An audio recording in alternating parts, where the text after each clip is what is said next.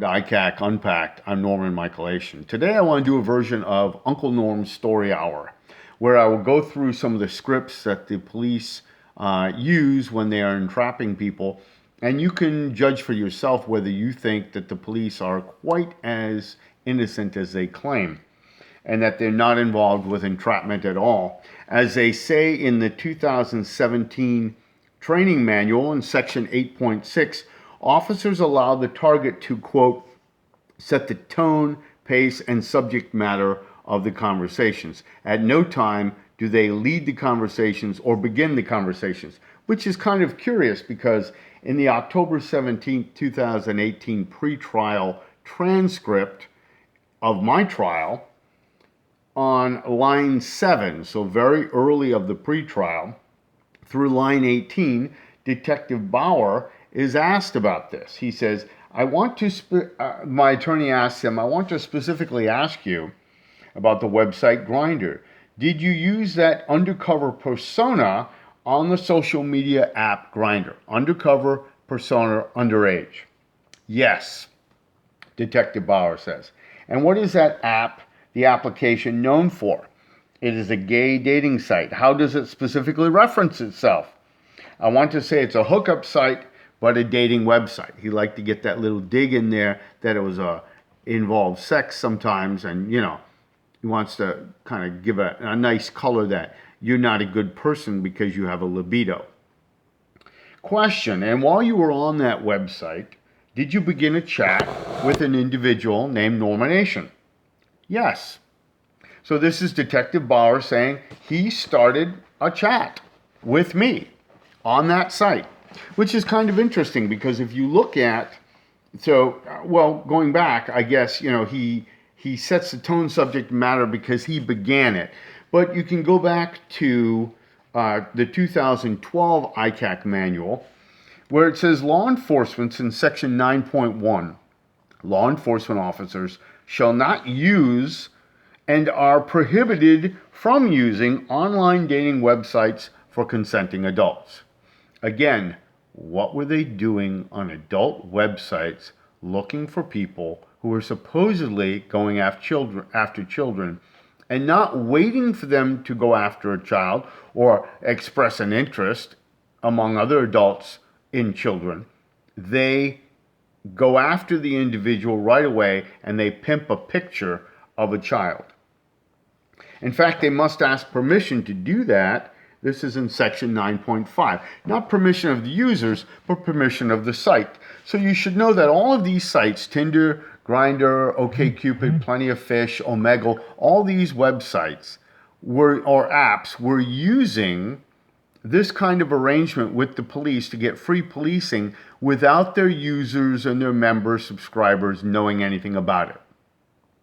Even though it specifically informs the user with the user agreement that they have on each of these sites that government agents are specifically prohibited. So here they're violating their own agreements in order to allow law enforcement to do whatever it is they want to do on these sites, which is pretty smarmy too. Maybe Section 230 of the Computer Decency Act should be repealed.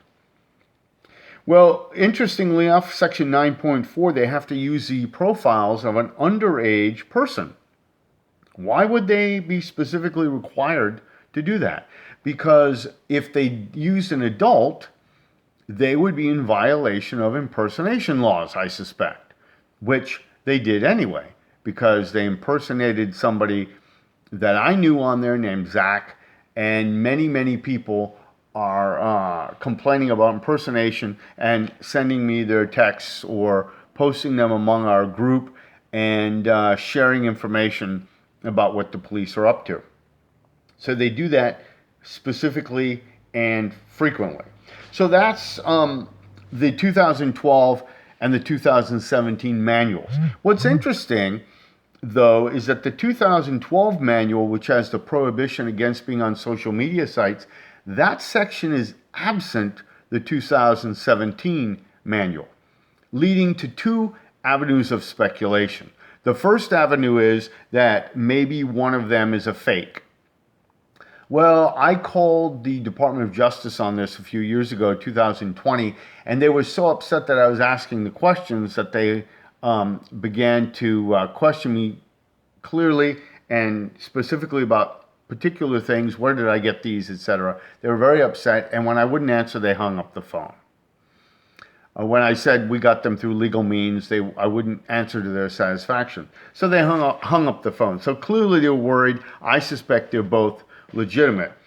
Another avenue of thought says that one of these particular manuals is an internal manual, the one with the information telling them that they shouldn't be on the site. And the other one, where it has been removed, is the public one. And that's a more tantalizing theory. And it could very well be true. The bottom line is, why would you remove it, though, unless you knew that that was a violation of law and you didn't want people to know what you were up to? Federal impersonation law, wiretapping law, and other laws. It's a tantalizing question. But it's one the police constantly refuse to answer, and even the Department of Justice, when called, would not answer it themselves.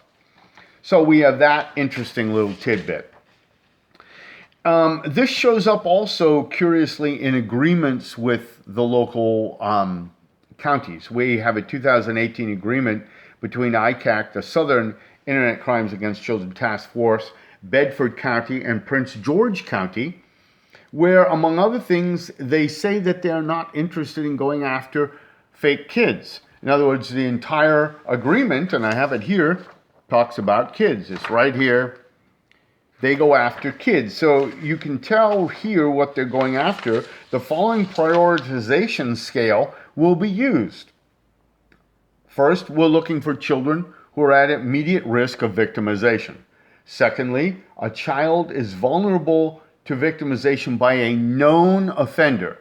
Real child with a repeat offender. Known suspect is aggressively soliciting children. So when they were coming after me and others, I, according to this, was a known suspect, which was curious because Detective Bauer later on says that I was picked at random. I was not part of an active investigation. In fact, everyone who is on the adult sites are picked based on the fact that they are not known offenders, but simply random people looking for children. He says that about line 27 of the transcript. I was looking for someone who is interested in children. I was looking for someone. Okay? And then finally we get to section 4, the fourth priority. Anybody who distributes, manufactures, or possesses child pornography. Okay? And then we get to traffickers. That's the next one. And then the traffickers that deal with child pornography. And then way at the bottom, 1, 2, 3, 4, 5, 8, number 8, any other form of child victimization. And what would that be? Well, we're never quite sure what that is. But as you can see, they were interested in real children.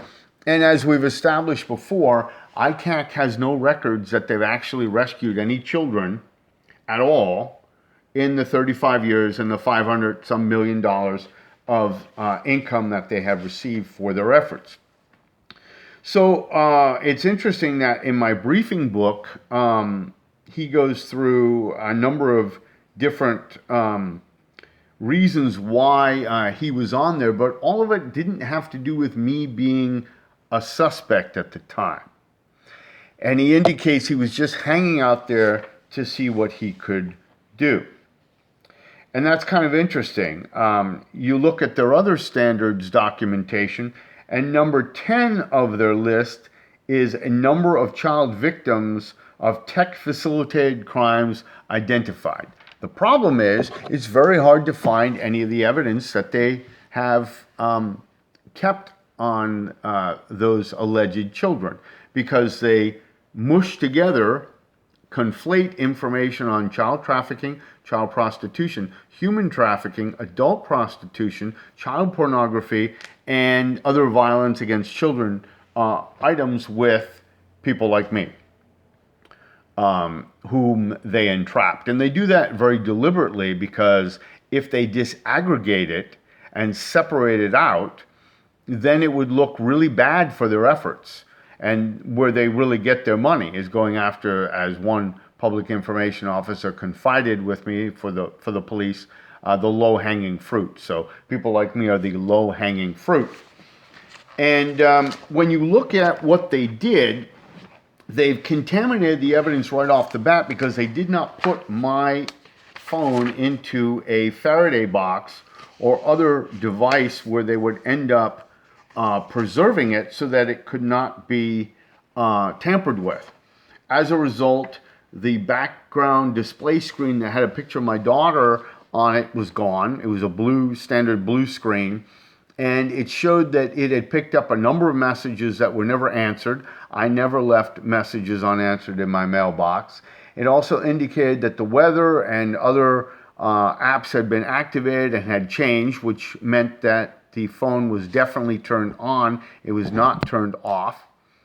And it indicated that it was traveling around. It was in Woodbridge. It was in other places. I'm not sure if it appears like they were trying to figure out how the geolocation sequence was actually working on the app, because it makes no sense why they might have been traveling around.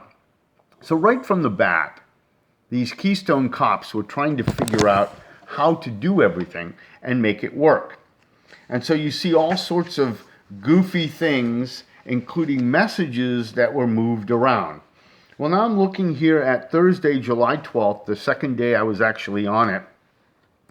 And I noticed that this person indicates that they're below age 18. And I question them about this. And they ask me if that's okay. And I say, well, no. It's not, and I say I was looking for adult fun. This is on July 12th, 2018. Did not expect to run into your age. No. I'm not interested in that kind of relationship. Fourth line, not ethical or not legal or ethical. Fifth, concerned too you'd be taken advantage of. And that's why I'd asked the person off of this dating app and on to where I could text the person, because I thought I could go to the school system and be able to get this person some help. That was my initial viewpoint right away. It is kind of interesting that the fact that I requested this person get off of it was proof positive I was interested in harming the child. It says, if you want to talk about some work, I have some yard work, I say, some things one can do around here. I can get you some help such that you can earn some money, so that you can earn some money. And then I get laughed at and made fun of. That's not what I'm interested in at all. And it's kind of interesting. It devolves after that. I'm looking at the clock here. I only have so much time to go through this, and I'm happy to read some more. In fact, I will read some more at another time. Certainly this came up at my trial where they showed the interrogation. I'll be speaking about the interrogation and how the police manipulated that to make it look like one thing when in fact it was something else. The second one I want to read for you today in the story hour comes out of Washington State, and it's actually in a legal motion. And the motion is dated, this is in Washington v. Leonard. It is dated August 25th, 2022. So 10 years later or so after their initial I.C.A.C manual, and 4 or 5 years after I was entrapped, they're still at it under the charge communication with the minor for immoral purposes, electronic communication. And it's interesting, you read some of these. This occurred on 8/23/2022. Incoming message. Hey, it's Josh. You just gave me your number. My screen name is Impact 509. Hey, this is the police officer. Hey, what's up? So tell me a bit more about yourself and what you're looking for. Like, what's your name? Question mark. Sorry, I was doing chores. My name is Crystal. Chores? At 32 years old? Hi, Crystal, I'm Josh. No, I'm a bit younger than that. Okay. Is that a Is that a problem? Well, no. Remember, a bit younger than 32. But just so, and Crystal is the cop, obviously. But just so I'm aware, at 1:07 p.m., 7 minutes later, I normally wouldn't ask this of a woman, but exactly how much younger? Okay, so this is Josh. I mean, not that I care because I'll be friends with just about anybody, Josh says, but I'm curious because of the way you put that. What do you mean you'll be friends with my, and there's a number one, I don't know what that means. Meaning friendship is not something that is dependent on age, but age does limit the way friendships are maintained. So I'll be friends with absolutely anyone. He says, Crystal says that makes sense. Good. Still hasn't said the age. But you still didn't answer my question, though, 2 minutes later. What question? Crystal, the cop, since you say you're not 32, what's your actual age? Do you really want to know? Does this sound like somebody who is looking to do anything other than entrap? The minute you brought up age, they should have said what they eventually say, and if they then proceeded to hit on the young girl, then they should have done something. But that's not what happens. They keep playing it out.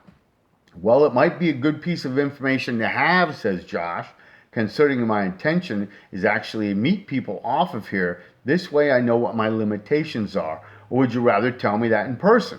He's not thinking 12 here. Can you send me some pictures of you?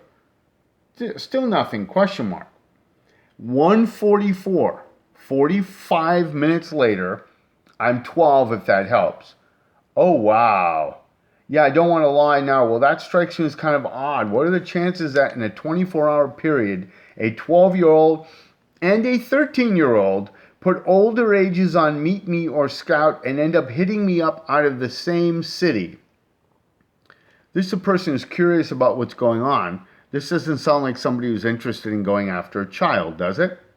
I mean, it's cool. We can be friends. Well, what do you mean? Well, thank you for letting me know because I'm not trying to go to jail. I'm not interested in doing anything inappropriate. This is Josh. I don't want you to go to jail. Well, me neither. So yesterday online, I'm the girl that gets her profile and she says she's 23 and later on she tells me 13, Josh says. I told her the same thing. I said, we could be friends, but nothing more. Okay? Well, that's kind of interesting because online you have lots of forum where it's open to 12 and 13-year-olds and up. But you go all the way through this, and I'm into a second, I guess 4 or 5 hours later, and then this cop is trying to get together with this person, Josh, and he's not necessarily going for it. Okay, and they talk about all sorts of mundane things that have nothing to do with it. And she says, I'm trying to have fun at my house. Okay, and it goes on from there. And, you go on and you see that the police, I'm just reading through here, the police are, I'm trying to keep it straight as I go along here, but it gets confusing after a while. I don't know what to say. I'm 12 and I don't know what you want from me. Well, half of me thinks you actually might be genuine. The other half wonders if it's part of a police sting because I keep getting 12 and 13 all the time. So prove me right or wrong, either way, it's all good. Well, under that pretext, you can certainly argue whether the person should have been on there jerking the chain of the police. But nowhere in this whole long dialogue here does this person say, Josh, that he's interested in having sex with this person. Okay? So they go on from there, and Josh says, I'm honestly kind of worried about you and afraid that you might get the wrong